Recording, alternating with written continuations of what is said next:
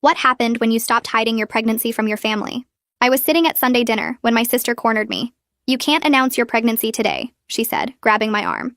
I'm announcing mine next week. This is my year. I stared at her. What? I'm already 3 months along. She crossed her arms. I've been trying for 2 years. You got pregnant without even planning. You need to wait until after my baby shower. My parents walked in. What's going on? My sister's eyes welled up. She wants to announce today even though she knows I've been struggling. Mom turned to me. Just wait a few more weeks. What's the harm? Dad nodded. Be considerate of your sister's journey. I felt my throat tighten. But this is my first baby too. Exactly, my sister said. You'll have other chances. I might not. Don't steal my thunder. Against my better judgment, I agreed. She started texting me daily reminders. Remember our agreement. No social media. No telling extended family. She banned me from family events. You're showing. Skip Cousin Maria's wedding. I had to lie when friends asked why I wasn't drinking. Just on antibiotics, I'd say, hating every word. She scheduled her announcement for my birthday week. I need the spotlight right now, she said. My parents backed her up. She's fragile. Be the bigger person. Then she moved the goalpost. Actually, wait until after my gender reveal. Then again, after my shower. Your pregnancy might trigger my anxiety and affect my baby. I tried to comply. Hid morning sickness at work, running to the bathroom between meetings. Missed my best friend's bachelorette party because I couldn't explain why I couldn't drink champagne. Wore baggy sweaters in August, sweating through family gatherings. 3 weeks passed. Now 15 weeks, my belly was obvious. You're making it too obvious, my sister complained. Try harder. My husband was furious. This is our baby. Why are we hiding? I had to skip the prenatal yoga class where her friends went. Declined a work promotion that required travel because I couldn't disclose my pregnancy to HR. She posted constantly about her fertility journey while I stayed silent. After she announced, she still demanded I wait. 2 more weeks, after my baby shower. My birthday arrived. Extended family gathered at my parents' house. My sister pulled me aside. Remember, not today. 2 more weeks won't kill you. Something snapped. During dessert, I stood up, tapping my glass. I have an announcement. The room quieted. I'm 4 months pregnant. I pulled out the ultrasound photos I'd been carrying for weeks. We've been waiting to share our joy. My sister's face went red. You promised. She stood up, shaking. You're so selfish. This was supposed to be my time. It's my birthday, I said calmly. And my pregnancy. She stormed out. My parents looked horrified. How could you do this? Mom asked. She specifically asked you to wait. Later, my sister's husband pulled me aside on the porch. His face was gray. I need to tell you something. She's not actually pregnant. My stomach dropped. What? She had another miscarriage 8 weeks ago. Couldn't face telling people. She was going to fake it through the shower, then claim she lost it from stress. He rubbed his face. She's done this before. With your cousins. Twice. And Mom knows? Both your parents know. They think they're protecting her. I felt sick. She was using my pregnancy as cover? He nodded. If you announced and she lost hers after, she'd blame you. 3 weeks later, at her baby shower, my sister completely lost it when someone asked about my pregnancy. She threw the cake at the wall, screaming that I'd ruined everything. Started breaking gifts, throwing chairs. Someone called 911. The police found her with a fake pregnancy belly that fell off during the struggle. On the way to the car, she screamed, "You think this is over? You don't even know about the pills in the punch bowl." 2 officers moved fast toward the punch bowl table, while another started herding guests away from the food area. One officer grabbed my sister's arm to keep her from running while his partner spoke into his radio.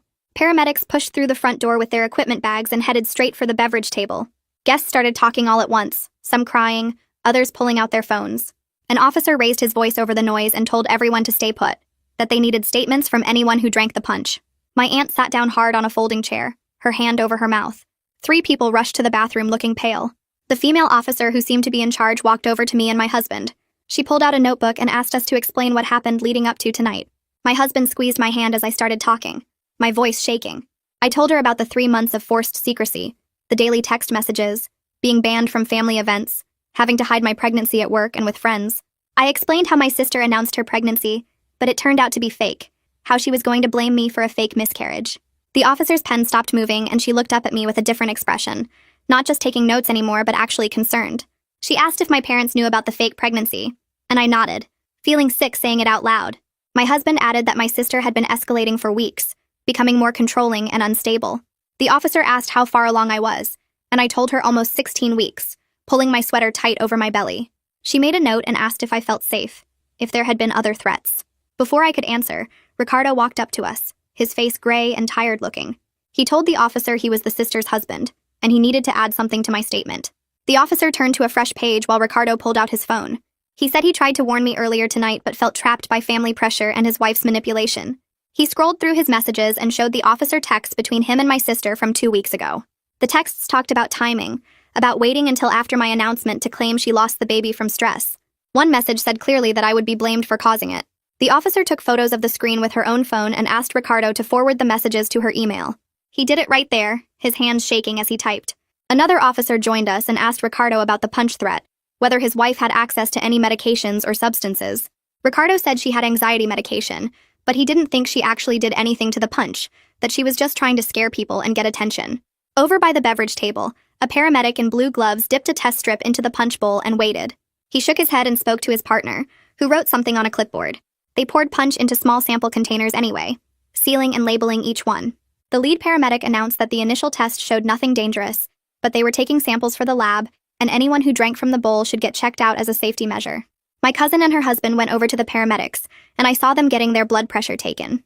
My mom pushed through the crowd toward the officers, my dad right behind her. Mom's makeup was running down her face and she grabbed the female officer's arm. She said they needed to take their daughter home, that she would get her help privately, that this was just a mental health crisis that didn't need police involvement. The officer gently removed my mom's hand from her arm and explained that wasn't possible. She said my sister had a violent outburst in front of multiple witnesses, destroyed property, made threats about poisoning people, and showed signs of a serious mental health episode. The officer told my parents that my sister was placed on a 72-hour psychiatric hold for evaluation at the hospital. My mom started crying harder, begging them to please just let her take her daughter home. Dad put his arm around Mom but looked at the officer and asked if there was really no other option. The officer said this was for everyone's safety, including my sister's safety, and that the hospital would do a full evaluation. Mom turned to me then, her eyes red and angry. She said this was my fault, that if I had just waited like my sister asked, none of this would have happened. My husband stepped between us and told my mom to back off, that I didn't cause any of this. Dad pulled Mom away before the officer had to intervene. 2 officers brought my sister out from wherever they had taken her, one on each side holding her arms. She was still screaming, her voice raw and broken. She yelled that I ruined her life, that I stole her moment, that everyone would have been happy if I had just stayed quiet. The fake pregnancy belly was gone now, and her dress hung loose around her middle. Paramedics walked beside them with a gurney ready. My sister saw me watching and screamed louder, calling me selfish and cruel. Part of me felt guilty despite everything, like maybe I really had pushed her too far. My husband leaned close to my ear and said, I didn't cause this, that I just stopped hiding it. He said she did this to herself with months of manipulation and lies. They got my sister onto the gurney and strapped her down because she kept trying to sit up. She turned her head toward me one last time before they loaded her into the ambulance.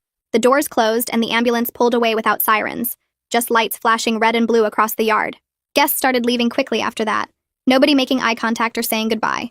We gave the officer our contact information, and she said someone might follow up in a few days.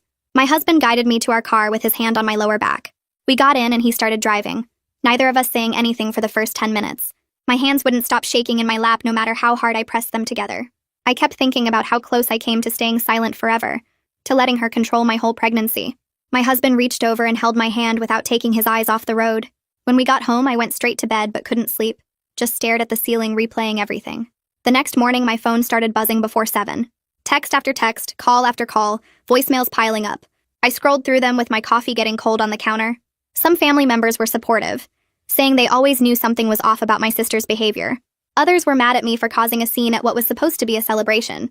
My dad's sister sent a long message about how I should have been more understanding of my sister's fertility struggles.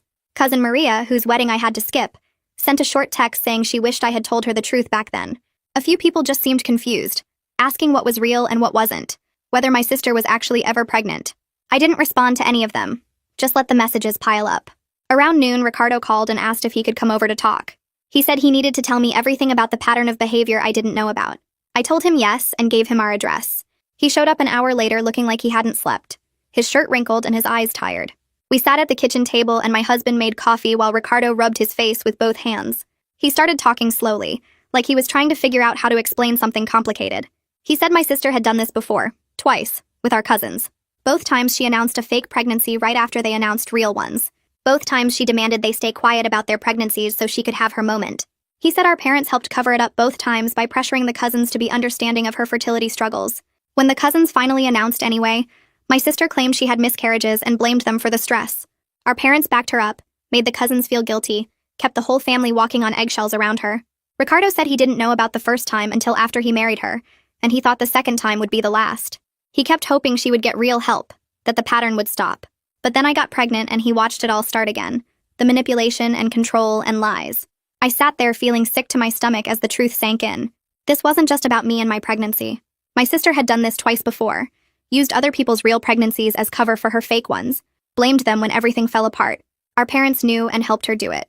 Ricardo looked exhausted as he explained how he stayed all these years hoping she would finally get real help. He said he kept thinking the next time would be different, that she would hit bottom and accept treatment. But watching it happen again with me made him see the pattern would never stop on its own. She needed serious help, the kind that came with real consequences, not just family members tiptoeing around her feelings. He apologized for not warning me sooner, said he felt trapped between loyalty to his wife and knowing what she was doing was wrong. After Ricardo left, my husband and I sat on the couch not saying much. He held my hand, and we both stared at the wall trying to process everything. Finally, he said we needed to talk to a lawyer about protecting ourselves and our baby. I agreed right away. We couldn't control what my sister did or how my parents reacted, but we could control what access they had to our lives going forward. He pulled out his phone and started searching for family law attorneys who dealt with harassment and restraining orders. I felt weird about it, like we were being too extreme. But then I remembered the fake belly falling off and my sister screaming about poison. My husband found 3 lawyers with good reviews and sent inquiry emails to all of them. We decided to meet with whoever responded first and seemed like a good fit. The next morning, I woke up with my stomach in knots. I kept thinking about the baby and whether all this stress was hurting them. My husband was already up making coffee, and he asked if I was okay. I told him I wanted to call my doctor and make sure everything was fine with the pregnancy. He said that was a good idea and handed me my phone. I dialed the OB office and explained to the nurse what happened, leaving out some of the crazier details but making it clear there was a lot of family stress and emotional upset. She didn't ask too many questions, just said she would check with the doctor and call me back. 20 minutes later, she called and scheduled me for that afternoon at 2:30.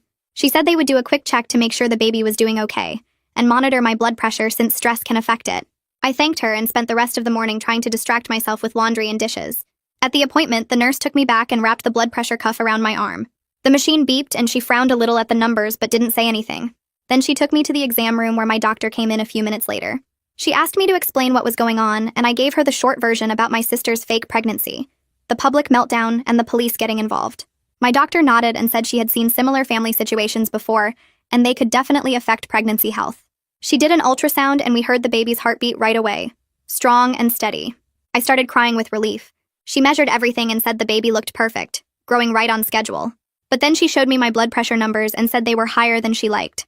Not dangerous yet, but elevated enough to worry about. She wrote everything down in my chart and said I needed to find ways to manage my stress. She recommended therapy, deep breathing, prenatal yoga if I felt up to it, and avoiding the people causing me stress as much as possible. She also said to come back in 2 weeks instead of 4, so she could keep monitoring my blood pressure. I left the office feeling better about the baby, but worried about my own health. That evening, my phone rang with my dad's number. I almost didn't answer, but my husband said I should hear what they had to say. Dad's voice sounded tight and formal when I picked up. He said we needed to have a family meeting to work this out, that we couldn't just leave things like this. I took a breath and told him I needed space right now and wouldn't meet without a neutral third party present, like a therapist or mediator. He went quiet for a second, then said that seemed extreme. I said what happened at the baby shower was extreme and I needed to protect myself and my baby. He sounded hurt but said he would accept that. Then Mom got on the phone and started crying about how I was tearing the family apart. She said my sister needed us right now and I was abandoning her when she was at her lowest point. I felt my blood pressure rising and told Mom I had to go. She kept talking, but I ended the call. My hands shook as I set the phone down. Over the next few days, I went through my social media and started blocking people. First, I blocked my sister on everything. Then I blocked the family members who had sent me nasty messages calling me selfish or saying I should have just waited. My husband sat next to me with a notebook, and we made a timeline of everything that happened, starting from that first Sunday dinner when my sister told me not to announce. We wrote down dates and times as best we could remember. We took screenshots of all her text messages telling me to stay quiet, to skip events, to wait longer. My husband found the messages between him and me where I talked about how stressed I was from hiding the pregnancy. We organized everything into a folder on the computer with dates and labels. It took hours, but by the end we had a clear record of months of manipulation and control. My husband also helped me write down the names of people who saw what happened at the baby shower, in case we needed witness statements later. It felt strange to be documenting my own family like this, but the lawyer emails had mentioned we would need evidence. My best friend called on the 3rd day. She said she heard what happened from someone who was at the baby shower. She apologized for not pushing harder when I made excuses about not drinking at her events, or when I seemed stressed at gatherings. She said she suspected something was wrong but didn't want to pry into my business. I told her it wasn't her fault, that I had gotten really good at hiding things because my sister demanded it, She asked if I needed anything, and I said just having someone who believed me and wasn't taking sides meant everything. We talked for almost an hour, and I felt lighter afterward, like at least one person in my life understood what I went through. Work got complicated when I finally went to HR to disclose my pregnancy officially. I had to explain why I was already 4 months along and hadn't said anything sooner, why I turned down the promotion that required travel. The HR woman listened with a concerned expression and said she understood family situations could be difficult. But then she mentioned that the promotion I declined had already been given to someone else. They couldn't hold the position open when I said I wasn't interested. I felt my stomach drop. That promotion meant more money and better hours, and I had given it up to keep my sister's secret. The HR woman was nice about it and said she would note my pregnancy in the system and work with my manager on accommodations. But I left her office feeling angry at myself for sacrificing so much. The next afternoon, the hospital called. A social worker said my sister was released from the 72-hour hold. They had evaluated her and given her referrals for outpatient treatment and therapy. The social worker said they strongly encouraged her to follow up with the mental health resources, but couldn't force her to go. She asked if I felt safe and if I wanted information about restraining orders. I said I was already looking into that. She wished me luck and said to call if I needed anything else. I sat there after the call ended feeling strange. Part of me hoped my sister would get help. Part of me didn't believe she would actually go to therapy. That night, my brother-in-law sent a text. He said my sister was staying at our parents' house and refusing to admit she did anything wrong. She kept saying everyone overreacted and that I was the real problem for announcing my pregnancy when she asked me not to. He said he was moving to a friend's place temporarily because he couldn't be around the denial anymore. He needed space to figure out what he wanted to do about the marriage. I texted back that I understood and that he should take care of himself. He sent back a simple thanks. I showed the text to my husband and he shook his head. We both knew this was just the beginning of a much longer process. The next morning, I called 3 different therapists before finding one who specialized in family dynamics and could see me that week. Her office was in a small building near the hospital, and when I walked in on Thursday afternoon, she introduced herself and led me to a room with 2 chairs and a box of tissues on the table. I told her everything, starting from that first Sunday dinner and going through the baby shower explosion and the psychiatric hold. She listened without interrupting, taking notes occasionally, and when I finished, she looked at me with this expression that made me feel like she understood. She said what my parents did was called enabling, and that it was its own form of harm even if they thought they were helping. She explained that by protecting my sister from consequences, they taught her that manipulation worked, and that other people's needs didn't matter. I asked if I was wrong to create distance from my parents, and she said protecting my child meant setting limits with anyone who couldn't respect boundaries, even family. We talked for almost an hour, and she gave me homework to write down specific examples of times my family put my sister's feelings above my safety or well-being. I left feeling lighter but also sad, like I was grieving the family I thought I had. The next session she taught me words I'd never heard before, but that fit my family perfectly. Gaslighting was when they made me doubt my own reality, like when my parents acted like I was overreacting to reasonable concerns.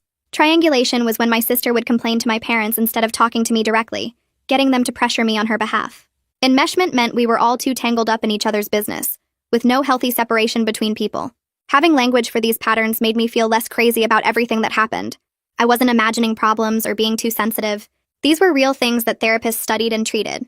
She said my family had been operating this way for so long that they probably didn't even realize how unhealthy it was. I asked how to fix it, and she said I couldn't fix them, only set boundaries to protect myself and my baby. That same week, my dad called my cell phone on a Wednesday evening. My mom wasn't with him, which was unusual since they usually presented a united front. He sounded tired and said he wanted to talk without her listening. He admitted that he'd been thinking about what happened at the baby shower and going back through years of similar situations.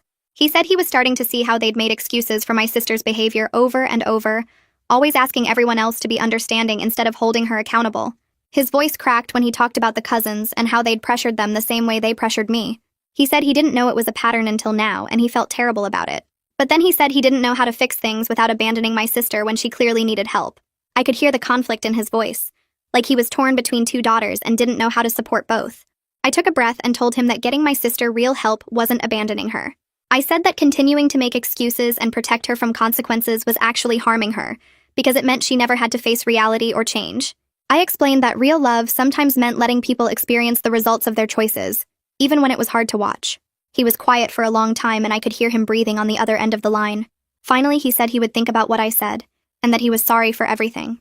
We hung up, and I sat there hoping he really would think about it, and not just go back to doing what my mom wanted. My sister started calling and leaving voicemails after she got out of the hospital. I didn't answer any of them, but I listened to each one and saved them all in a folder on my phone. The messages would start with her crying and apologizing, saying she knew she messed up and that she wanted to make things right. Then halfway through the same message, her tone would shift and she'd get angry, accusing me of being selfish and ruining her life by announcing my pregnancy. She never took real responsibility, never acknowledged the months of manipulation or the fake pregnancy or the lies.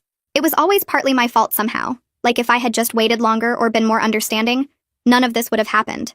I showed the messages to my therapist, and she said this was typical of someone who wasn't ready to accept accountability. She suggested I keep saving them as documentation, but not respond, since engaging would just give my sister what she wanted, which was my attention and reaction. The lawyer I met with on Friday looked over all the documentation I brought. The timeline, the text messages, the voicemails, the police report from the baby shower. She spread everything out on her desk and read through it carefully, making notes on a legal pad. When she finished, she said I had grounds to file for a restraining order based on the threatening behavior and the pattern of harassment over several months. I told her it felt extreme, like I was overreacting by getting the legal system involved. She looked at me seriously and said my sister's behavior had been getting worse, not better, and that the punch poisoning threat showed an escalation that shouldn't be ignored. She explained that restraining orders weren't about punishment, they were about safety and clear boundaries. She said we could file the paperwork next week if I decided to move forward, and that the temporary order would go into effect immediately while we waited for a hearing. I said I needed to talk to my husband first, and she understood. That weekend, my husband and I sat at the kitchen table with a notebook and drafted a written statement of our boundaries. We wrote down exactly what we needed from my parents if they wanted to be part of our lives and meet their grandchild. No more keeping secrets or hiding things to protect my sister. No more triangulation where they passed messages back and forth instead of people talking directly. No contact with my sister until she completed real treatment and made genuine amends that showed she understood what she did wrong. We practiced saying no to unreasonable requests, taking turns playing the parent who would push back or make excuses. It felt silly at first, but my husband said we needed to be ready because my parents would test the boundaries as soon as we set them. We agreed that if they violated the agreement, we would reduce contact further, maybe down to just phone calls or supervised visits only. On Sunday, I sat down and wrote an email to my extended family. I kept it brief and factual, explaining that there had been a situation at my sister's baby shower involving a mental health crisis and police intervention. I said that my sister had not actually been pregnant and had been struggling with some serious issues that our family was working to address. I asked everyone to respect my privacy and not share details on social media or gossip about what happened.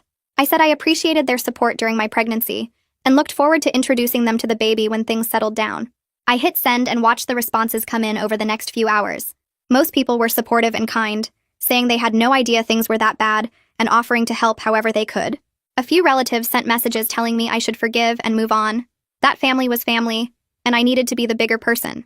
I didn't respond to those messages, just archived them and moved on. Tuesday afternoon, Ricardo sent me a text saying he was officially moving out and had filed paperwork for legal separation. He said he couldn't stay in a marriage where his wife refused to see reality or get genuine help.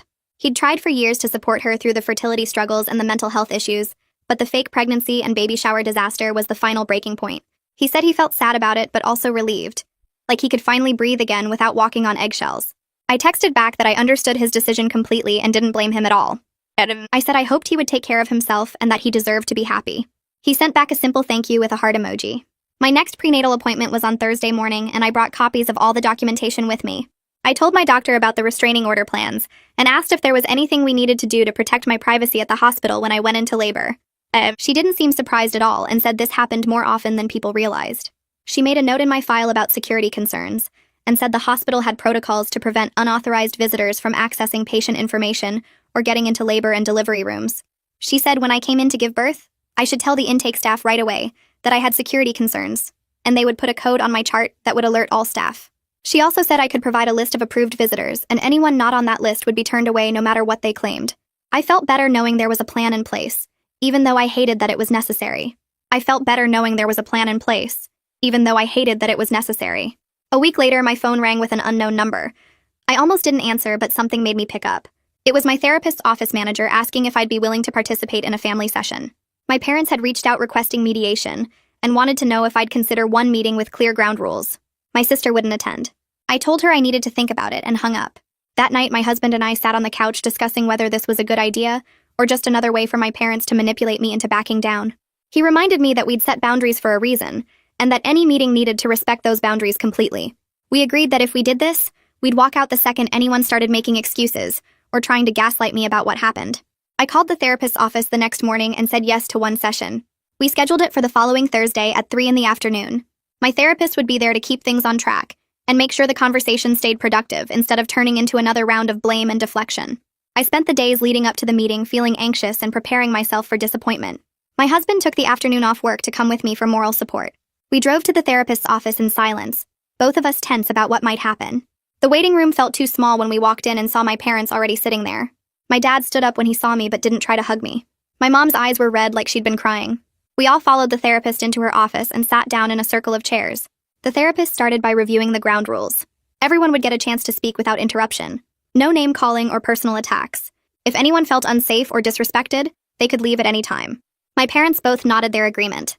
The therapist asked me to start by explaining how I felt about everything that had happened. I took a deep breath and began talking about the months of forced secrecy, the lies I had to tell, the opportunities I missed because I couldn't be honest about my pregnancy. My voice stayed calm, but my hands were shaking. I talked about finding out my sister wasn't actually pregnant and realizing my parents knew the whole time. I explained how betrayed I felt that they chose to protect her manipulation instead of supporting my real pregnancy. My mom started to interrupt, but the therapist held up her hand. When I finished, there was a long silence. My dad's face looked gray and he was staring at his hands. My mom was crying quietly into a tissue. The therapist asked them what they heard me say. My dad spoke first, his voice rough. He said he never realized how much pressure they'd put on me or how wrong it was to ask me to hide something so important. He said they were so focused on protecting my sister from another breakdown that they didn't see how they were hurting me. His eyes filled with tears, and he looked directly at me for the first time. He apologized for making me feel like my pregnancy didn't matter as much as my sister's feelings. My mom struggled more with taking responsibility. She kept trying to explain their reasoning and justify their choices. The therapist gently redirected her several times, asking her to focus on how her actions affected me, rather than defending why she did them. Eventually, my mom admitted that she knew it was wrong but felt trapped between her two daughters. She said she was scared of what my sister might do if they didn't support her story. I told them that I understood they were scared, but that enabling my sister's behavior wasn't actually helping her. It was just teaching her that she could manipulate people without consequences. My husband spoke up then, saying that we needed to know this wouldn't happen again. We needed clear boundaries and agreements about how our family would function going forward. The therapist suggested we work on creating a written agreement that everyone could sign. Over the next hour, we drafted a document outlining specific expectations. My parents would attend a support group for families dealing with mental health issues. They would stop making excuses for my sister's behavior to extended family, or trying to minimize what happened. They would respect our boundaries about contact and information sharing. If my sister tried to use them as messengers or manipulate them into pressuring us, they would shut it down immediately. Most importantly, they would not share any information about me, my pregnancy, or my baby with my sister, without my explicit permission. We all signed the document and the therapist made copies for everyone. She reminded my parents that rebuilding trust takes time and consistent action. One good conversation didn't erase months of hurt. My dad nodded seriously and said he understood. My mom looked uncomfortable but agreed. As we left the office, my dad asked if he could hug me. I hesitated but then let him. It felt awkward and sad, but also like maybe a tiny first step. Over the next few weeks, I watched to see if my parents would actually follow through. My mom called me 3 days after the meeting, and I could hear the frustration in her voice. She said the boundaries felt like punishment and that I was being too harsh. She didn't understand why I couldn't just forgive and move on now that we'd talked about it. I felt that familiar guilt rising in my chest but pushed it down. I reminded her that consequences weren't punishment. They were just the natural result of broken trust. I told her I loved her, but I needed to protect myself and my baby. She got quiet and then said she'd try to understand. I had a therapy session the next day and told my therapist about the conversation. She helped me see that my mom's resistance was normal and didn't mean I was doing anything wrong. She explained that people who've never had to respect boundaries often experience them as rejection at first. It would take time for my mom to adjust to this new dynamic. The therapist encouraged me to stay consistent and not back down just because my mom was uncomfortable. 2 weeks after the mediated session, I started attending a prenatal yoga class at a studio across town from where my sister's friends went. Walking into that first class felt like entering a different world. The other women were all at various stages of pregnancy, talking and laughing about normal pregnancy stuff. No drama, no manipulation, just people excited about their babies. I introduced myself and immediately felt welcomed. During the class, I met 3 women who were due around the same time as me. After class, we stood in the parking lot talking about nursery colors and baby name ideas. One woman named Jessica was having trouble deciding between 2 paint colors and pulled up photos on her phone to show us. Another woman named Amber complained about her swollen ankles and we all commiserated. It felt so good to just be a normal pregnant person having normal conversations. We exchanged phone numbers and made plans to meet for coffee the following week. On Sunday, I went to my parents' house for dinner, feeling nervous but wanting to give them a chance to show they could respect boundaries. I walked in and immediately saw my sister sitting at the kitchen table. My stomach dropped. She looked up at me with this expression I couldn't read. My mom started to say something, but I was already turning toward the door. I grabbed my purse and keys without saying a word. My dad came after me and asked me to wait. I turned around and told him we had an agreement. He looked upset but nodded and went back inside. Through the window, I saw him talking to my sister, and then she stood up and grabbed her bag. She left through the front door, shooting me an angry look as she passed my car. My dad came back out and apologized. He said my mom had invited her without telling him, and he should have checked before I arrived. He asked if I would stay now that she was gone. I thought about it for a minute and then agreed. Dinner was tense, but my parents made an effort to follow the rules we'd set. Nobody mentioned my sister or tried to make me feel guilty for leaving when she showed up. My dad asked about my yoga class and seemed genuinely interested when I told him about the women I'd met. Small progress, but it was something. The following Tuesday, 2 police officers showed up at my work asking to speak with me. My heart jumped, but they quickly explained they were just following up on my sister's statement about poisoning the punch at the baby shower. The lab results had come back completely clean, no foreign substances found in any of the samples they tested. They wanted to let me know that making false statements to officers during an emergency response could result in criminal charges. One officer asked if I wanted to press charges against my sister for the false threat. I thought about it, but ultimately said no. I just wanted it documented in case she tried something else in the future. They said they understood and would add it to their report. The whole conversation took maybe 15 minutes but left me shaky for the rest of the afternoon. That week at work, my manager called me into her office to discuss my modified duties and maternity leave plan. She'd gotten approval from HR for me to work from home 2 days a week starting at 30 weeks pregnant. My maternity leave would be 12 weeks, and then we'd reassess my schedule when I returned.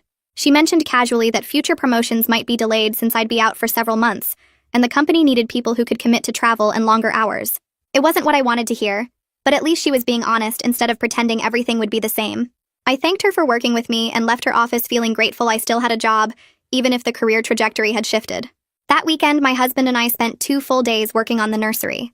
We painted the walls a soft yellow that looked like morning sunlight. My husband assembled the crib while I put together the changing table, both of us reading instructions and occasionally getting frustrated when pieces didn't fit right. We hung curtains with little stars on them and arranged stuffed animals on shelves. By Sunday evening, the room looked like an actual baby would live there soon. Standing in the doorway looking at what we'd created together, I felt this wave of peace. All the family drama faded into background noise for a moment. This was what mattered. This room, this baby, this life we were building. My husband came up behind me and put his arms around my growing belly. Neither of us said anything, just stood there together looking at our daughter's future room. On Monday afternoon, Ricardo stopped by our house carrying 2 large shopping bags. He looked different from the last time I'd seen him, less tense somehow. He explained that he'd bought all these baby gifts months ago, when he still thought his marriage might survive. He couldn't return them and didn't want to keep them as reminders, so he wanted us to have them. Inside the bags were adorable onesies, soft blankets, and a musical mobile with little clouds and stars. We invited him in for coffee, and he told us about starting therapy, and finally grieving the marriage he thought he had. He said his therapist was helping him understand that he'd been enabling my sister's behavior just like my parents had.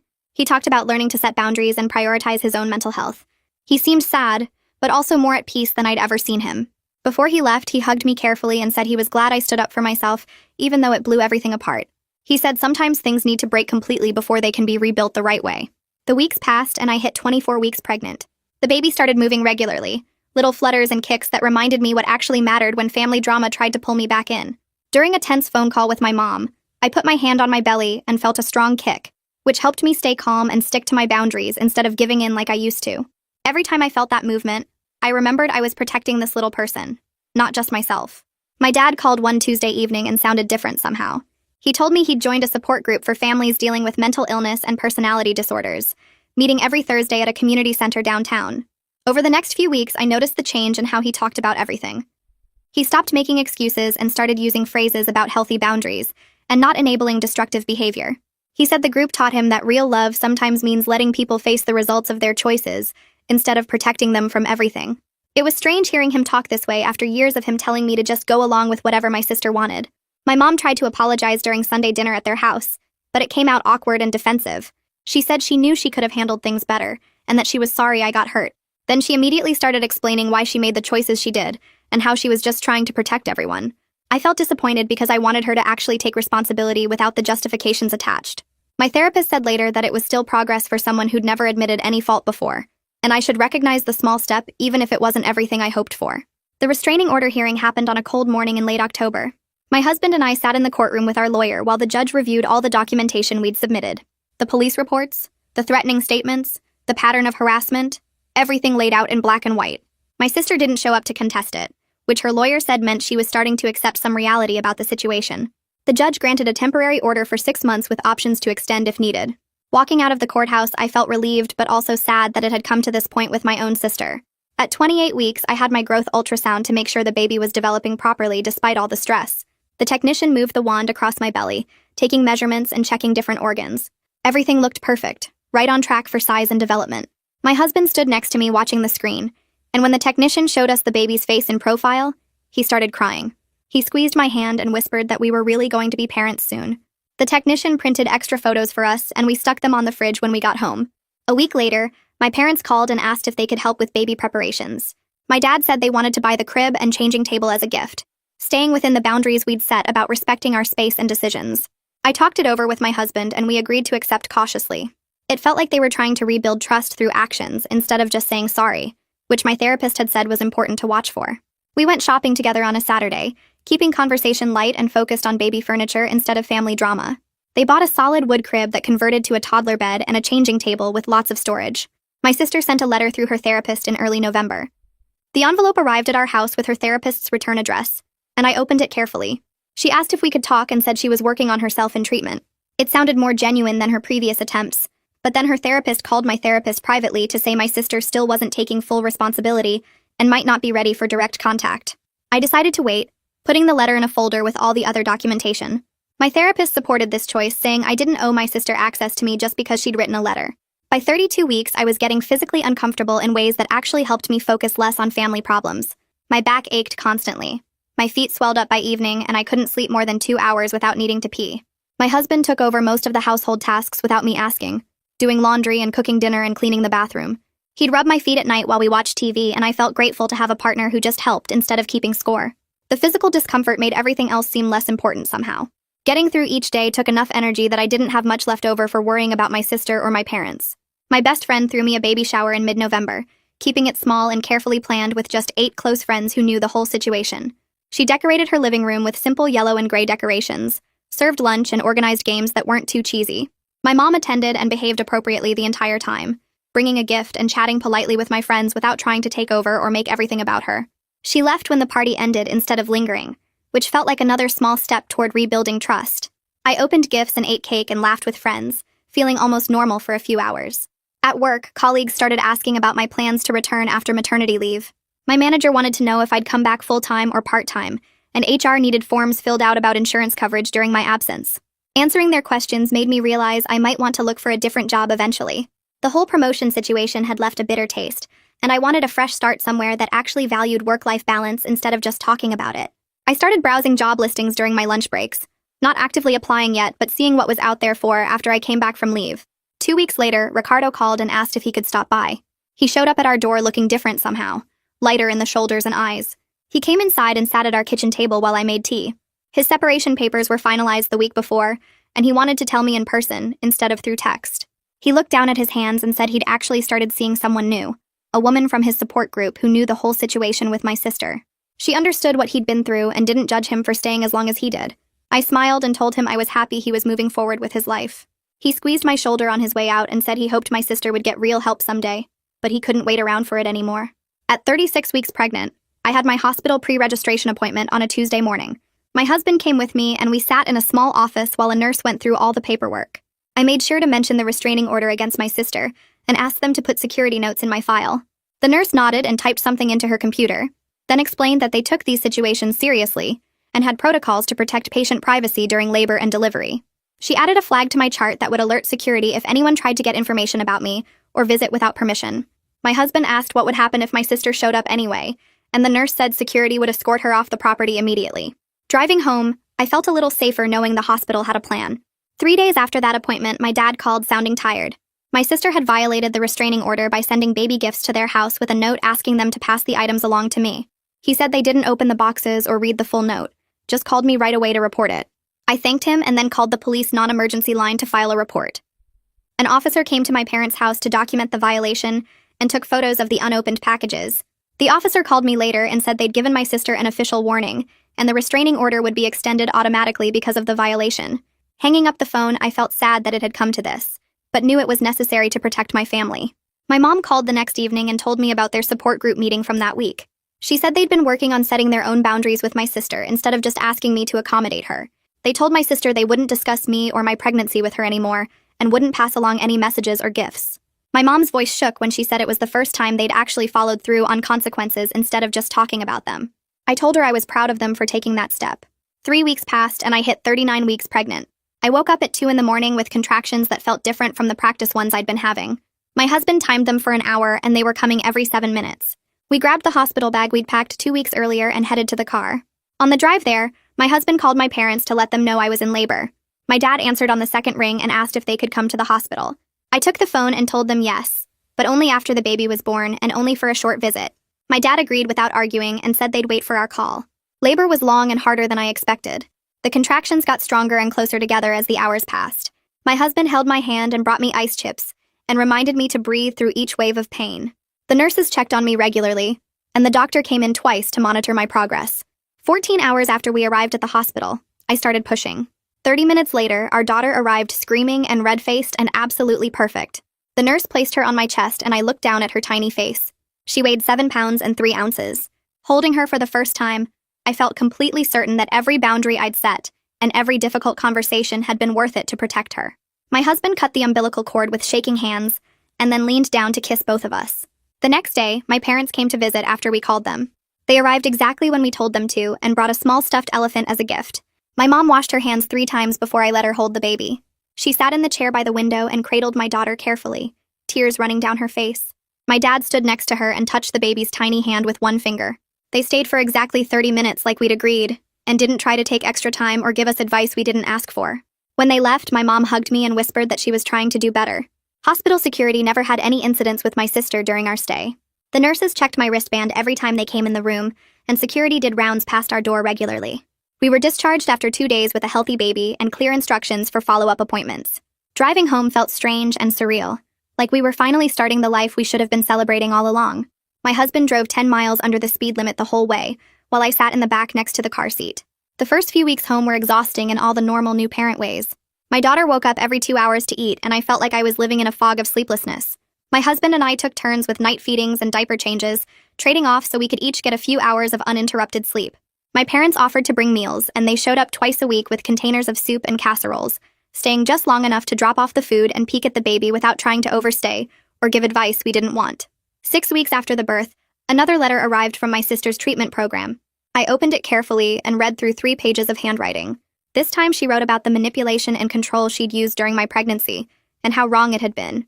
She acknowledged that she'd tried to make my joy about her pain and said her therapist was helping her understand why she did that. The letter didn't ask for anything or demand that I respond. Her therapist called my therapist the same week and said my sister was making real progress, but still had significant work to do before direct contact would be healthy for either of us. I started seeing a postpartum therapist when my daughter was 3 weeks old. The first appointment felt strange because I was talking about my sister's breakdown while holding a sleeping baby against my chest. The therapist asked me to explain the whole situation from the beginning, and I spent 40 minutes walking through the fake pregnancy and the months of forced silence and the baby shower explosion. She took notes and nodded, and when I finished, she said something that surprised me. She told me I could feel compassion for my sister's pain without accepting her behavior or putting my family at risk. That separation had never occurred to me before because my parents always treated the two things as connected. Like if I understood my sister's struggles, then I had to tolerate whatever she did. The therapist helped me see that protecting my daughter from unstable behavior was different from punishing my sister for being sick. We worked on this idea over several sessions, and it helped me feel less guilty about the boundaries I'd set. My brother-in-law stopped by when the baby was 5 weeks old. He knocked on the door holding a wrapped gift box and looking nervous like he wasn't sure if he was welcome. I invited him in, and he washed his hands 3 times before I let him hold my daughter. He sat on the couch with her tiny body cradled carefully in his arms and stared down at her face for a long time without saying anything. When he finally looked up at me, his eyes were wet. He handed me the gift, which turned out to be a soft yellow blanket with elephants on it. We sat in the kitchen drinking coffee while the baby slept in her swing, and he told me he was grateful I'd stood up to the family patterns. He said watching me set boundaries had given him permission to do the same thing and leave his marriage. He'd spent years thinking he had to stay and fix everything, but seeing me choose my own family's safety helped him realize he could make that choice too. At my 6-week checkup, the nurse took my blood pressure twice because she wanted to make sure the reading was accurate. It came back normal both times, which felt like a huge relief after months of elevated numbers. My doctor examined me and said everything looked good, and I was cleared for regular activities. She asked how I was managing with the stress of everything that had happened, and I told her about the therapy and the boundaries and how my parents were actually trying. She smiled and said she was impressed with how I'd handled such a difficult situation. Then she asked if she could use my story without my name when teaching medical students about the importance of family boundaries during pregnancy. I said yes because if my mess could help someone else, then at least it served some purpose. I went back to work part-time when my daughter was 10 weeks old. My manager called me into her office on my first day back and I thought I was in trouble for something. Instead, she told me she'd been watching how I balanced everything over the past few months and she was impressed. She said the promotion was already filled, but she wanted me to know there would be other opportunities. It felt better than I expected, even though part of me still felt bitter about what I'd missed. I started interviewing at other companies during my lunch breaks, looking for places with better family leave policies and more flexibility. My parents kept going to their support group every week, even when my sister called them crying and begging them to stop. My dad told me over the phone one night that the group had taught him something important. He said sometimes the most loving thing you can do is let people face the consequences of their choices, instead of protecting them from reality. I could hear how hard it was for him to say that out loud. My mom was still struggling more with the boundaries, but she was trying, and that mattered.